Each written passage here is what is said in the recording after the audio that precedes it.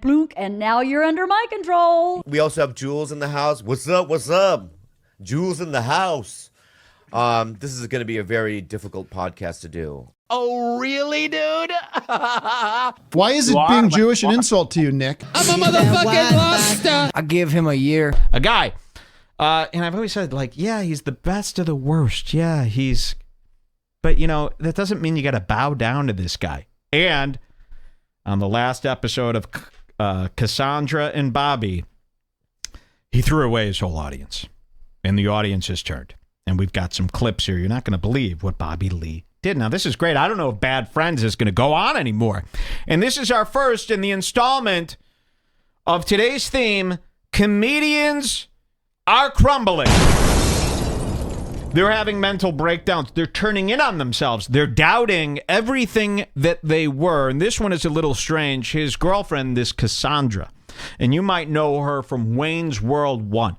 You asshole, she says. Remember Wayne? She's on the phone with like her manager and he's telling her about this big, you know, deal that they want to sign. And Wayne is sitting there in his underwear and he like makes a thong out of his underwear and he dances. She finally gets off the phone and goes, you asshole. Cassandra. Now, I don't know what her real name is. That's fucking Bobby Lee's wife. We've got some Bobby Lee coverage to get the ball going here. This has more dislikes than likes. They've turned down Bobby Lee. Let's see what we're looking at here. Tiger Belly. Uh-oh. Tiger Belly. Includes paid promotion, of course. 4.9 thousand dislikes. Wow. To 3.7 likes. Interesting. I did not think people were going to turn. I thought they would applaud this. So this really gives us hope. Some of these comments are, talk about making this whole thing about yourself. Damn, this was unlistenable. Overboard with the virtue signaling. Uh-oh. And no, I'm not racist. LOL, Khalyla, please don't make this about yourself again. So an hour of Khalyla saying that this podcast is racist when it's the complete opposite? Okay. So watch what they did. This is shocking, right? We got some codes. Let's just play it from the beginning. Some people might not know how Tiger Belly goes, and I'll explain it. I'll show you. You're going to love it.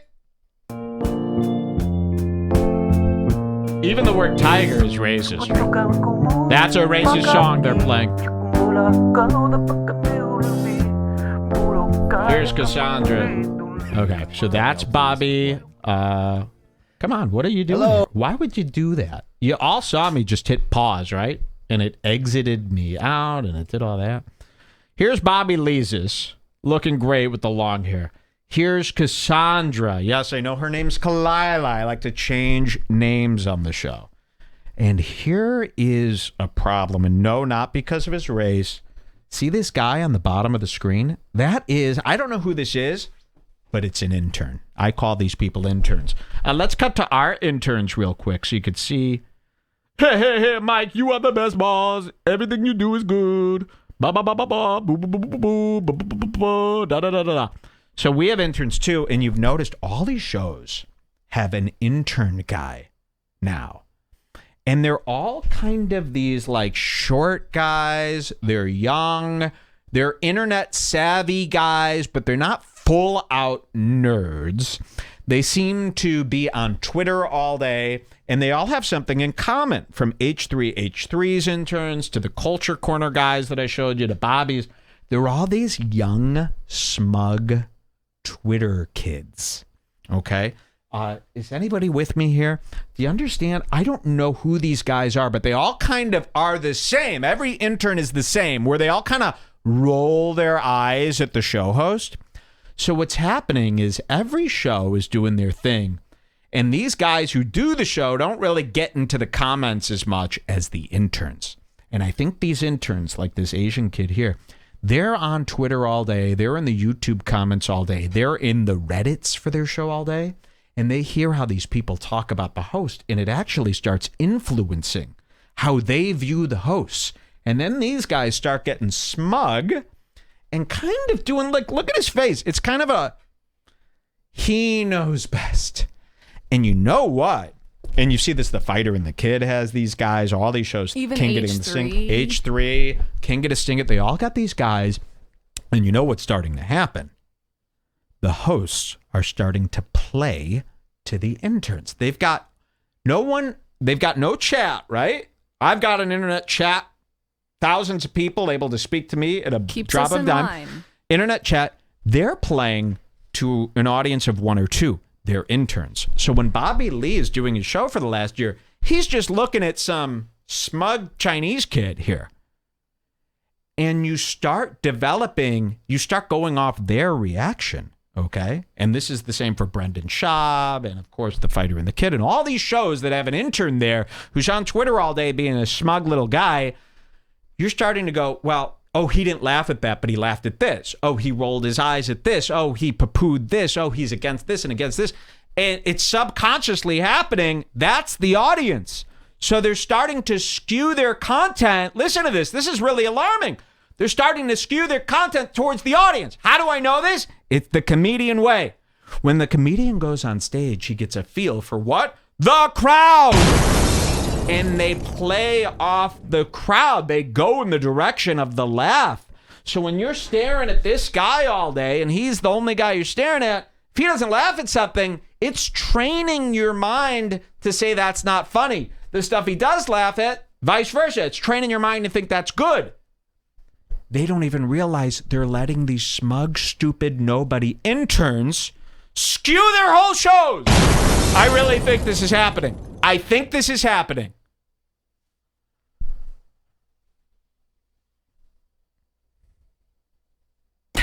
I want to see what people say. They don't even know. On this show here. I think you're right. I think I'm right. Just wanted to see. We got a 45-second delay. I just wanted to see what they said. I want to see OMGs. I want to see all caps holies is what I want to see. Ooh, these people. I'm telling you. Now I understand why you just pick one Asian to stare at. So let's see what happens here. Tiger Belly 248, Simpletons Speaking. Oh, welcome to another episode of Tiger Belly. I'm your captain, Bob, and we've got Khalyla, everyone in the room. We have this cast of characters. We've got Gilbert, George. We also have got little Rudy here. I apologize for my attitude earlier. You to see Rudy. his smugness. We weren't even going to do a podcast you. today because of what's going on. We weren't going to do a podcast today because of what's going on, and you hear this a lot. You know, why aren't you able to keep your podcast about what your podcast's about? And everybody doesn't have to be a newsman for this. Anytime there's an incident in the world now, every comedian thinks they need to be a serious newsman. We have serious people. Your role is to be you. And you're not being you. You're forgetting what the purpose of your show is. You've changed your whole show. And this is what I mean about these guys haven't been podcasting long enough to understand this. You can't, just because the news changes, you can't change your entire show based on your emotions. Conan O'Brien can't just decide tomorrow that it's a serious news show. You keep the format going. You keep being yourself. These guys, they're too weak to do it. They let themselves be overtaken by the emotion of the news and all the things that they're reading, and they're like sponges. They just suck it all up and they become what they read. They really don't have any power over their domain. And this is where they're going to really lose a lot of people. You can't do a podcast. You can't just go, I know there's a lot of bad stuff going on in the news. Here's a fun time for everybody here today. People need a fun time, and you comedians are really dropping the ball here. Let's hear some more. On our planet, and especially in this country, it's very volatile out there. It's polarizing. You know, I'm a lighthearted, goofy, silly comedian who says... And you're allowed to be. Don't let him and her change. They actually have no business here, okay? No business. And especially when they start telling you what to do or making you feel guilty. It's fine to have them here as your underlings. They work for you. The only reason anyone is here, Bobby, is because of you. So don't start listening to them. They want to start their own fucking show. They could go do that, this smug asshole and your bitch wife. Let them start their own show. You be you. Outlandish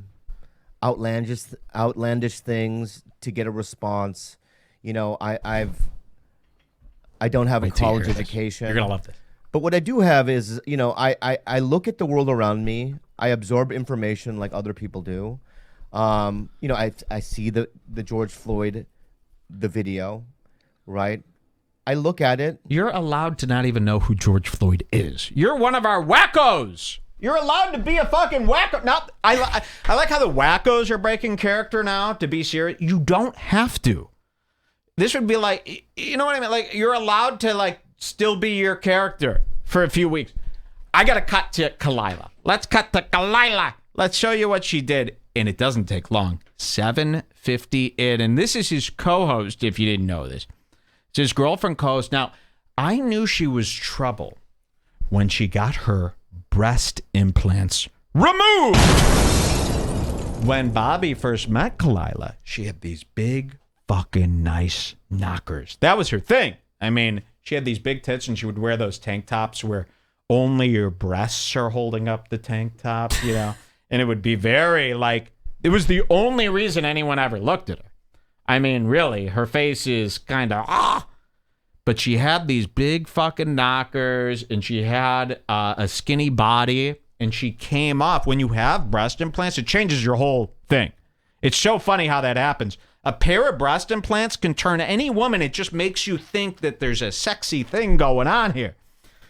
She got her breast implants removed, I think, last year. This is like when a woman chops off all her hair. And Maybe decides, she had a sore back. I don't give a fuck. It's anti-fun. When you chop off all your hair, you're delivering a statement to the man. We're done here. Legs closed. Closed for business.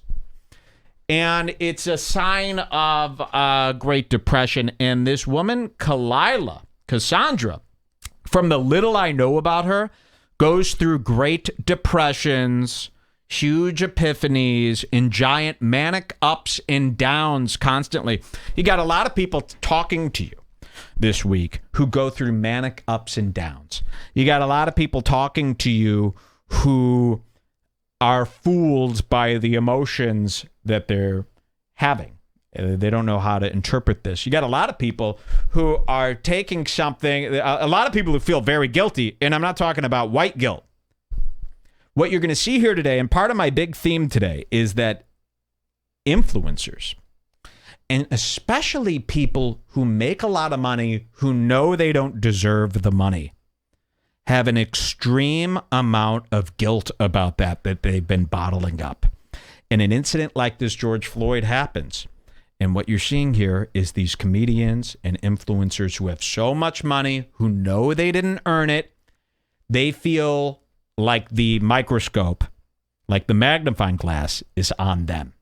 And there's something triggering them where they're going, I feel like a fraud. I feel like I'm going to be outed. I must dedicate my life towards this movement to show people that I'm actually of value. You know, they've spent their whole careers, not Bobby Lee, but her, they got money for nothing and chicks for free. They know this. Logan Paul is a great example. He spent his whole career saying nothing and making a lot of money saying nothing and a lot of money scheming.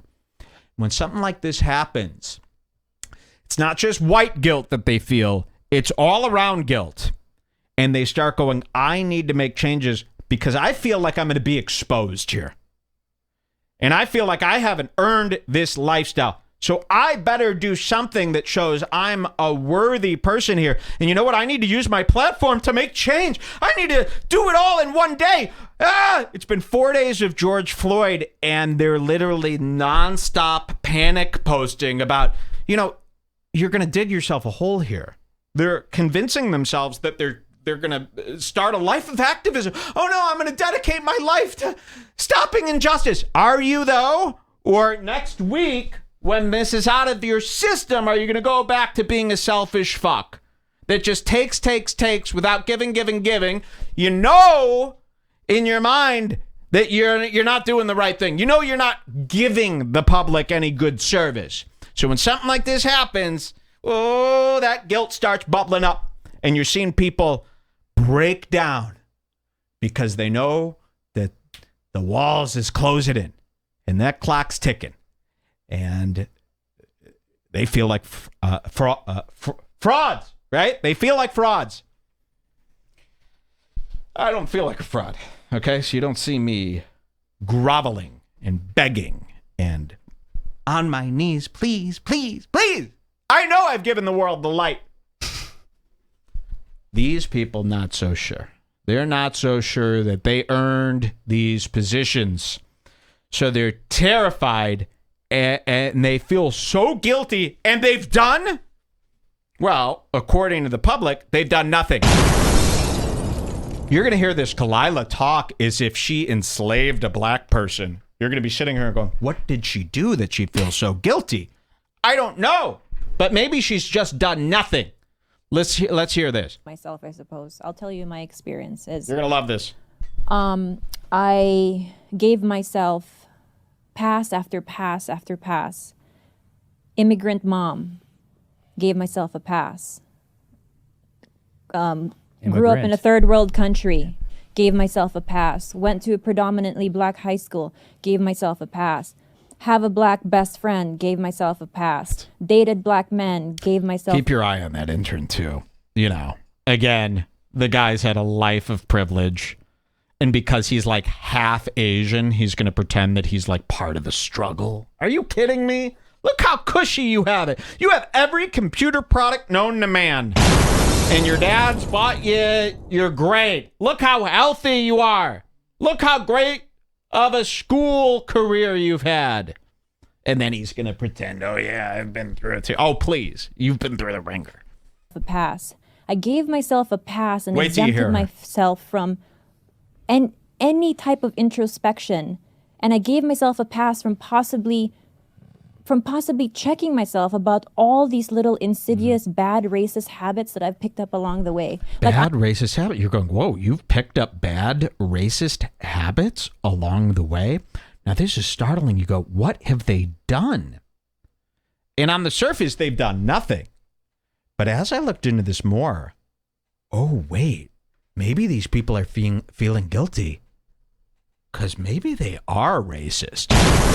Maybe in their own minds, they've actually looked down on other races, and that's why they're saying, I've made mistakes my whole life. I feel so bad. Why would you feel so bad and so guilty if you've never done anything? The only thing you've ever done is tell racist jokes and you know that it's a joke. Yeah, why would you feel so guilty? Coming from? You're going to hear this. I think these people really do look down on other races, which is weird because you're coming from, I mean, to me, these guys are as race people as you could get. You know, I don't see one white in the room. I don't know what this is. But I didn't know that all these mixed Chinese people were going through such crises. Listen to this.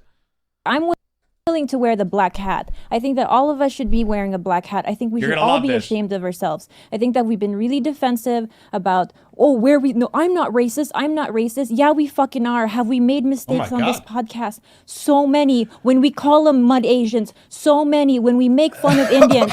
So many. When we call black people greasy. So many. Do you see what people are doing? So they're terrified. They're really terrified that somebody's going to come kill them. And they're just... You know, and really the people who watch this show, they know Bobby Lee's not racist. First of all, you're Chinese. Nobody looks at a Chinese person as a racist. There's nobody out there looking at you guys and going, oh, your time's coming. Actually, I thought Chinese people were the most racist against blacks. Of course, but I mean, as far as the world goes, no one's paying attention to you right now. They got a lot of white cops to go through before they get to this woman Filipino person. So to live in this type of fear right now, day 4 into a march is a little over the top. But listen, this gets worse. Remember, a lot of people watch Tiger Belly because they like this type of humor. They're now vowing and dedicating that type of humor is done. They are now a woke show that's just going to tell you about what's right. And, you know, I've been talking about this for a while. Everyone needs to be the serious, mature,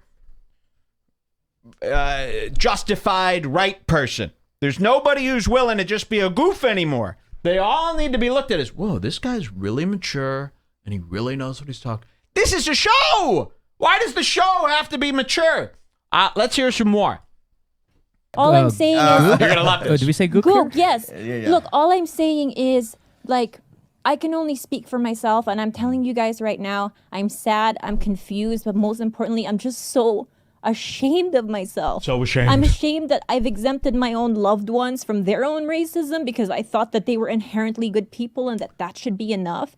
I'm ashamed that they exempted me from my own bad behavior.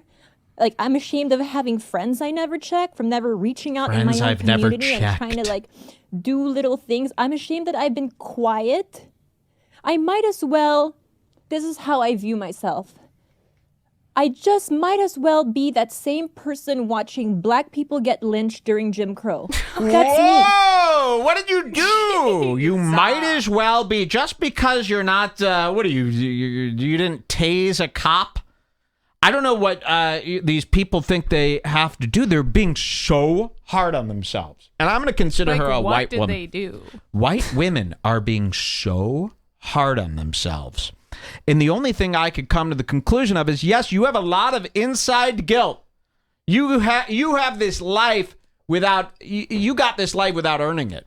And I think it comes down, you see, the blonde white women are the most, they don't stop. I mean, Amanda Cerny, all these people will not stop posting. And I think it's because since the age of 2, they've had every door held open for them.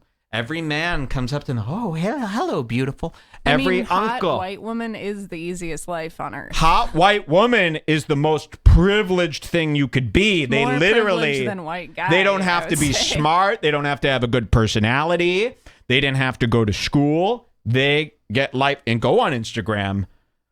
Hot white woman is being rewarded with millions of dollars. If you're a semi-hot white woman, if you're a white woman that's not obese, I don't even think you have to be that. you don't have to be hot. The easiest You just have to have the nerve. You can't be obese, and you got to just be one of those people who posts on Instagram a lot.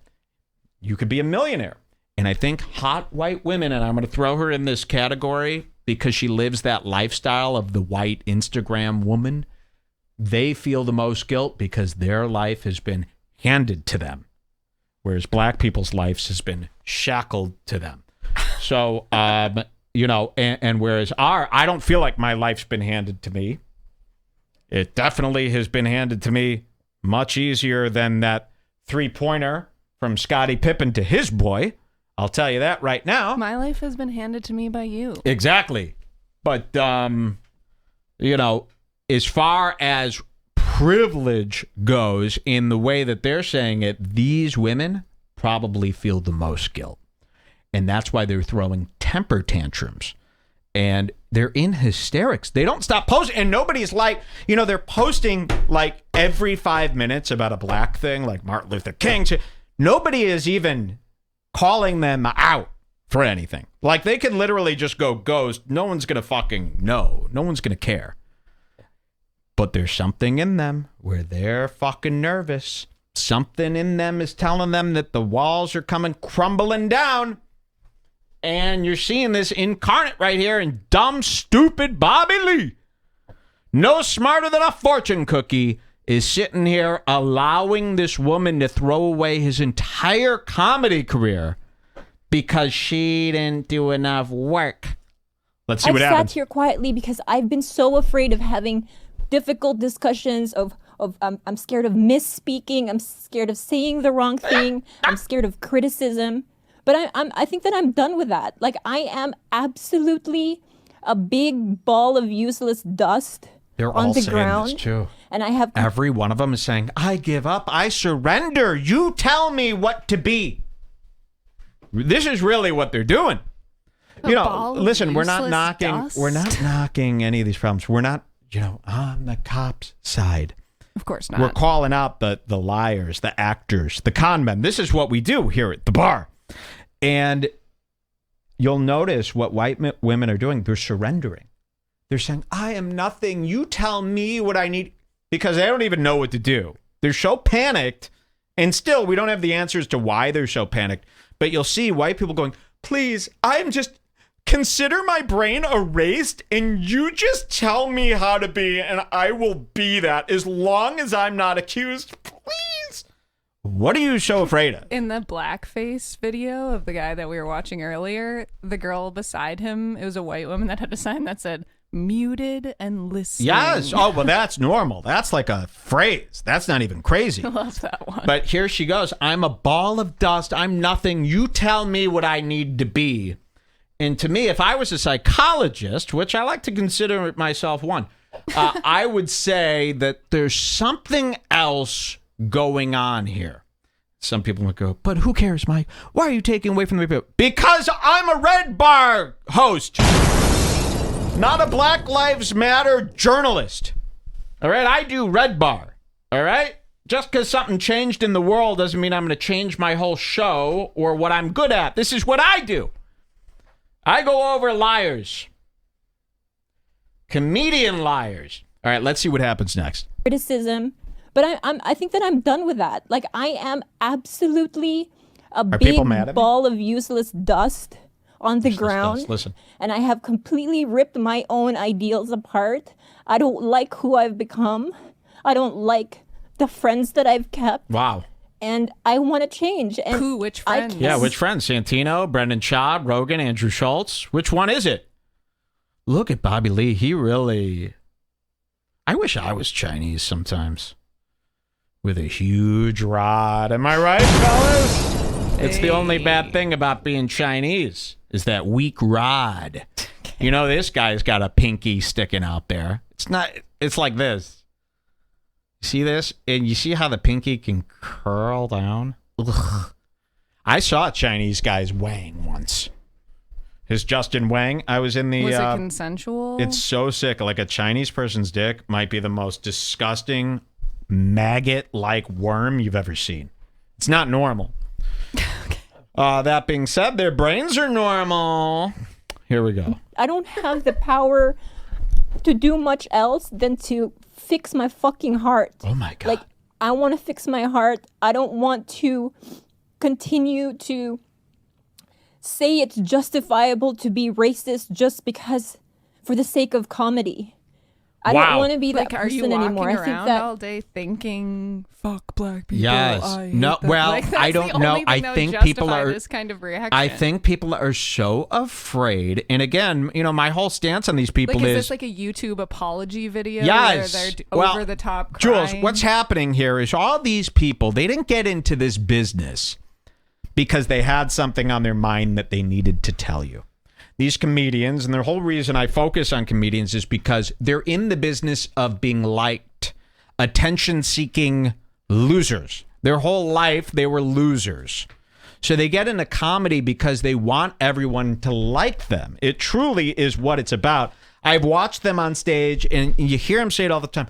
The applause, the applause. They literally, it's so sick, they get on that stage, not because they have something important to tell a crowd, but because they want to look out and see 100 people going like this to them. That's literally what they want. So when something like this happens, the phonies are going to be the first ones to crack. Because now that racial jokes are out, they're not in fashion, they need to plead with the public and ask the public, what do you want? I promise I'm laying my guns down. I'll do whatever you want. I want to be liked. I want to continue to be popular, and I'm scared to death that somebody might think of me the wrong way in these trying times. And that's what you're seeing here today. The phonies are crumbling. By virtue of growing up Filipino, racism is so deeply embedded into our comedy that Culture. It's after a long time, it feels benign. It feels like something that's justifiable, but it's not. You got to hear this. This gets way worse. It's a small seed that eventually turns into a rotten fruit. And I've gave myself, and I think that's ultimately it. Like, I'm ashamed. Shamed. That I've been so useless in all of this. And remember, this is a comedy podcast. all the people who signed up are here to watch Bobby Lee be the slept king. That's what they call him. The man. How is this the man? And you, sir, you have no business even being on Red Bar's screen, let alone theirs. You're nothing. You're useless.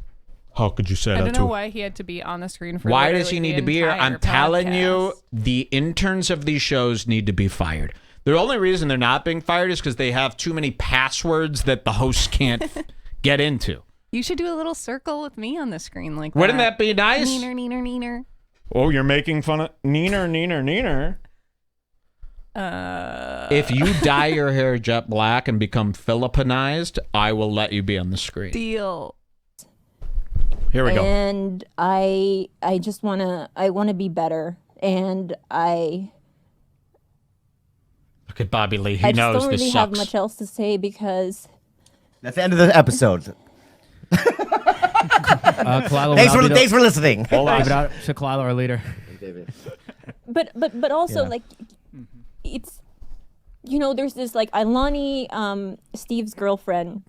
She's very bright, she's Filipina, and we've been like talking about it, and we've been going back and forth about it, and she sent me this quote. How is this? See, I'm very suspicious of people that have done nothing wrong. They're not involved. Why are you crying? How is this bringing you to tears? I understand. Listen, things need to be done. Things need to be changed. Why are you having a breakdown over this? Can't we change things? Can't we make right of these wrongs without having mental breakdowns and being so angry and filled with tears? Something else is going on. I've been watching these events, and people are very depressed. People are very guilty. People are very insecure. And when these events come, the stress piles on, and they're so stressed out, they're so confused, and they're so guilty that they associate all of their problems with the problem being presented to them today. So, you see this on the daily with Trump. You see it with every big thing. And anytime they could blame all of their own issues on something and take it out on a single target, they're going to use that opportunity. You're seeing, it's fine to react. It's not fine to overreact. When you overreact, you drive a lot of sane people away. Because when sane people watch this, they go, well, this is a load of shit. So maybe whatever she's associated with is a load of shit. So it's bad for a movement. It's bad for a movement to lose your cool. It's way better for the movement, for the leadership in the movement to explain to you civilly, rationally, and without panic what's going on, and then maybe you'll get on board. But when they're losing their minds, you go, okay, you seem like an emotional mess. I'm staying far away from this. You're creating more enemies than friends here. Now, the reason you're seeing the majority of people go along with all this is because the majority of people happen to be the most emotional, okay? And especially the majority of the people on the internet, we've seen them every time. They wanted to do it with COVID, but it was hard to pin down a villain with COVID. They tried. The non-mask wearers. The non-mask wearers, they're going to fight any time you could pin down a villain. So they finally got one, the police, and I'm not saying they're wrong, but she is taking, I'm going to use her example. She's taken the 29 years of her life and every bad thing that's happened to her and putting it into this movement. And that's where it's all going to fall apart. You got to stick to what's going on here. You can't become an emotional mess. You could probably get this fixed in a much shorter time. Imagine if a few guys were trying to build a house, but they couldn't stop crying. You can't work power tools while you're fucking crying. You gotta be able to keep your cool. What do they call that? Adrenaline control. Should we skip ahead here to 2140? 2140, she just talks about it a little more. 2140. Let's see what happens here. And this really carried on. Again, the people are mad. Let's hear some more. Because I had called Santino about some of the comments I was getting on the Bad Friends feed. Santino. Right? Bobby's dumb. He's uneducated. All this and this and this and this and this and this. Yeah. You're right. You know what, though? Here's what I think about this. You're absolutely right. I am feeding myself to the wolves. I am willing to take any form of criticism, whatever fucking verbal beating you want to give at me. Wow. I will read it all, and I will learn from it as best as I can. I am just a useless ball of dust on the ground. Like I said, I'm willing to start from scratch and reshape my heart and reshape my head. I don't think anything that I've done thus far in my life has been of any help to anyone. See? And remember, she's an example. I'm using her as an example as to why many women are throwing tantrums. And many men. Many men. I have been, what did she say about her life? I have been nothing my whole life. I've never been helpful my whole life. Yeah, you've been a big pair of tits, haven't you? And you've taken a lot of free dinners. And you've been a butt woman. But you haven't done shit with your life, have you? I think anything that I've done thus far in my life has been of any help to anyone. I've never thought that anything I've done in my life, and this is what it is. That's not even true. Of course not, but well, it is. I mean, it really is. When you're talking about a person who feels no purpose, a person who feels like they haven't connected or given anything, this is why they're having these breakdowns. This is the exact same reason Logan Paul is doing what he's doing. Because he feels like everything that he's given has kind of been shit, fake, phony, and it has. He's never really connected or said anything that's really been on his mind. Same with everybody. And this incident in time has really brought that to the forefront. Okay, it's like they smoked a big fucking dab and it's all hitting them at once. But the dab doesn't wear off. It's day 5 and they still feel like useless twats. That's on you. Don't yell at me because you didn't do anything to make yourself feel good your whole life. And I'm willing to start from scratch. So if that means people shitting on what I have to say or from whatever side, left, right, and center, fuck it. Like, I'm willing to take it all because I'm finally ready to have those difficult conversations that I wasn't willing before because I was too scared to not be liked.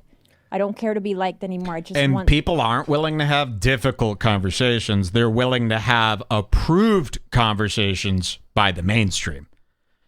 I'm not going to bring up the examples of difficult conversations, but you've got about 70 difficult conversations that have never been mentioned by either side anywhere because they're too difficult. All right. Here's like a good example of a difficult conversation. Somebody coming out and saying, if you're poor, don't have a kid. Ever. Stop having 6 kids if you're poor. Stop having 1 kid if you're poor. Hey, if you're 16, don't have a kid. Stop having kids. You know, Adam Carolla says it. Literally, you keep thinking every year they're finally going to catch on and go, oh, I get it. An untrained kid will probably grow up to make a lot of the domino effect of an untrained kid. This is what I call it, untrained. Pick up any dog. Pick up any dog from any vet and just let it be him. Don't tell him to sit down. Your house will be destroyed. It'll scratch everything up. Don't yell at him ever. Just let him do his thing as a person. You've got thousands of people, black, white, all the colors, being raised by nobody. That is an untrained kid. He's going to cause crimes. He's going to cause problems. He's going to be in arguments. He's going to do everything wrong. He's going to weigh down the government. He's going to cost everybody money. He's going to... But not one person ever in my lifetime has even suggested that stopping having kids, if you can't take care of them or if you didn't take a kid's training course or there's no license that you need to have a kid, and they shut you down with that argument right away and they say, oh, no, what do you want to be like China? What do you want to be like China? There's no talking even about it, no conversation. Every one of these fucking problems that I see these people on their knees crying about is caused because someone had a baby when they weren't supposed to. So this is why I'm not partaking in the world's nonsense. They're not ready to have difficult conversations. This race stuff ain't a difficult conversation. It's a approved difficult conversation. You want to have a difficult conversation about all the Earth's problems, you got to start with, why are people having kids when they have no business having a fucking kid? Until I see someone say that, you're living in Goofy land with Michael Goofy. People Dr. really, Michael and Goofy. even people around, it's like, they feel like it's like an argument, like a hack, like atheist type of argument. Like that's too much. I don't want to get into it. Talk about being scared to talk about the facts, bro. People should not be having kids unless they're professional kid-raising people, all right? You should have to go to college. You can't even be a fucking, lawyer's assistant without going to college. But you could have a fucking human without going to any schooling? You should make it go 4 years of fucking courses to have a kid. Or else we take that kid. All right, we give him to Mike David. You know whose kid is good? Louis J. Gomez's kid. Man, does that kid got a buttery complexion. That deserves to live. What a buttery complexion. So, that's what I think. That's why I don't even get involved in conversations because I'm starting at the beginning. You're having all these arguments here, but you're like, let's go to the root. Let's go to the cause, the source. They don't want to go anywhere near that source. And there's other sources here, difficult conversations. Bringing it back to the Big Bang. Bringing it back to universe stuff. You want to talk about Screwy Louie? Start talking about the universe. Start talking about planets. Start talking about moons and suns and galaxies. People and haven't even considered multiverses. So, you're all getting hung up on the issue of the day, an issue that needs to be solved, but you're not going anywhere near that source. So until you go near that source, I'm not going to take you seriously. I'm on the outside. I'm still looking at, all right, Khalyla, ruining the show. This Tiger Belly is fucked. It's over, man. They hate it. And unfortunately, I was right about Bobby Lee. Listen to this. Back to Bobby. I just want to move, and I want Find to truth. be of service to all of this. And I have something profound to say as well. I'm going to learn. Oh, he doesn't drink. I want to learn what words actually mean. Hear Listen me to out, this. Listen. all right? I think that I wasn't paying attention in school. Ew. But Sorry. This is great. So what's happening here is Bobby doesn't have the will to be his own person, okay? Not like me. And he decides, I don't really know what to say here because I'm kind of betraying my whole audience here. Isn't that something? To betray your whole audience without taking them with you is such a shitty thing to do. And these new podcasters don't know that. Just because you think you had an emotional epiphany yesterday doesn't mean that everything you've ever said is shit. You're turning on these guys on a dime. They're not with you. Now, did they think that everybody would be with them on this? I don't Listen, know. if H3H3 did this, everyone would be there with them. Yep. But for some reason, and this is why I want to know, who is Bobby Lee's audience? Because they're surprisingly 100% against this. And I'm going, who are they? They're like a little more badass than the H3 audience? Like, who the fuck is Bobby Lee's audience where they're like, fuck this shit, get Khalyla out of here? During this time, you're not even seeing Gas Digital fans say shit like that. I'm sure they would if they did pull this. Well, I don't know. When I first saw this, I assumed everyone's going to go, thank you for taking a stand. This is what people are doing. Like, the whole world is becoming washed. And they're all, oh, thank you for taking. That's what I thought they would do. So I'm surprised that their audience is fully turned. I want to meet these men. Maybe they'd come over to Red Bar. Red Bar is a little bit more. I could do, hello, it's me. Hey, is this what you want? Gotcha goo. Is that what you want? Pretty good impression. Insensitive during these times? Let's hear a little bit more. And this is where Bobby Lee, you've let this woman talk. Okay, well, we're not going to flame Bobby for her, right? Well, you should. Imagine if I let Jules come on and address you like that. Are you kidding me?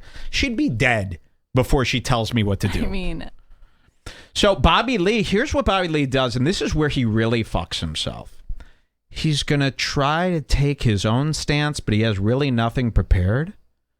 And everyone knows Donald Trump's slogan is "Make America Great Again." And you've heard a lot of people go, "Make it great again? When was it ever great? It was never great for black people." So he's Bobby Lee's about to do something like that, but he fucks it up. Watch this. You're going to fucking love this. I think that I wasn't paying attention in school. But like even a word like great, I don't know what it means. Do you? So they're like lost. A word like great. Even a word like great. I don't know what it means because watch this. Define it. I don't know if I can actually say the sentence. Right. Because we have over 100,000 people dead from this virus, right? The cities are burning. Okay? We almost have a depression level economy. But America is great from our president. Okay. That's where this whole thing falls apart. But America is great from our president. So he's twisting make America great again. No, Trump keeps saying it's got to be great again. It was great. It's not right now. So you're trying to do this thing, but you didn't really plan it out. And listen to what he goes on and says. But America is great from our president. What does great mean? She even knows that this is off. Is it great now? And he's going to sit there and pretend like you can, hey, smug boy, this is what you're supposed to interrupt. And she even wanted to interrupt, but she's like, fuck it. Let's just all be retards. Letards. Because if it's great now, I don't know what the fucking word means. Look at this. We're better off? I'm asking you, Gilbert, do you think we're better off? From what I saw this past weekend, I'm not too sure about that word. See, he doesn't know. What? Yeah. Look at this. Just trying to play along. And you're just sitting there. You've completely shut off because you know he's saying something stupid, but you're not going to say anything. By the way, everything is way greater than it's ever been still, even with all this. I mean, people really don't understand. Imagine being drafted in World War II or anything that came before that was way fucking worse. It is always better. Look where you are. You're ordering Grubhub and Postmates and talking into microphones to make a living. It's pretty fucking great. You know, even with everything that's going on. Imagine these people drafted to the military. Imagine these people having to just fucking die because they're 18.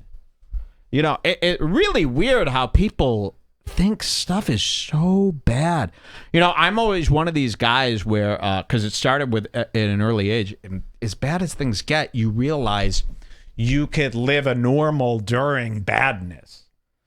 And that's great. If you could find yourself alive and breathing and well during a really bad time, you know, I can make myself a victim at any point here, especially with this disease. I could just sit there and cry all day and say, woe is me. But you could still make the best of a bad time. Even in jail, they make the best of a bad time where they're playing cards and laughing eventually. You know what they should do? It's not eternal hellfire. Instead, they should defund the police and then have a draft where they draft random people to be a cop for 1 year. That would be great. Pick it out of a hat. What did they say about cops the other day? That they should... I mean, you're hearing some really... people are just going really crazy with their suggestions here. Oh, yeah. It was fine. We showed you. The cops should have a morning meditation of at least one. They're not becoming gurus, okay? How about we just take care of the problem where they're killing people and beating people up first, and then you could turn them into love gurus. I'm going to have to go back to school and learn these words again because I don't know what they mean. My stepdad's going to be really mad at me that I said this out loud. Uh-oh. But it's not going to be great with Biden either.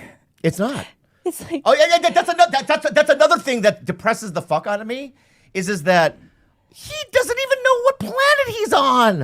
Okay, guys. All right, I think we got a couple more. Are we going to 42? Just the last one, 4340. Bobby is going to change. Here we go. Bobby is going to change. He's done nothing wrong, by the way, but he's going to change because Khalyla is going through her no-tit life crisis. This is 4340. She removed her breast implants because she's too much. She don't need that shit. She's more than her body. Are ya? Because now you're about to remove your fans. 4340. Never remove your breast implants. That is just the dumbest shit you could do. Here we go. Say racist things? Yes. I have. I don't believe those things that I say. I do it in within the frame of a joke. Liar! Or to get a response, or to get a laugh. This Asian kid is teaching him a lesson. Because these guys are on Twitter and Reddit all day, and they think they know everything. You can see this guy's face, right? Isn't this a no? This is just like Ethan Klein's guy We should do a whole episode on the interns of these shows and really go make a great deep YouTube dig. video. Hey, you're on the show. You're a public figure now. You're not just some kid anymore.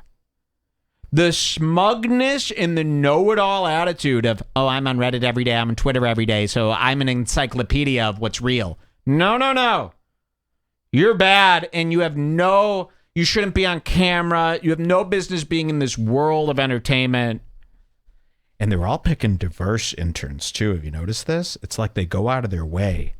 It's extreme guilt. Look at this guy. You think this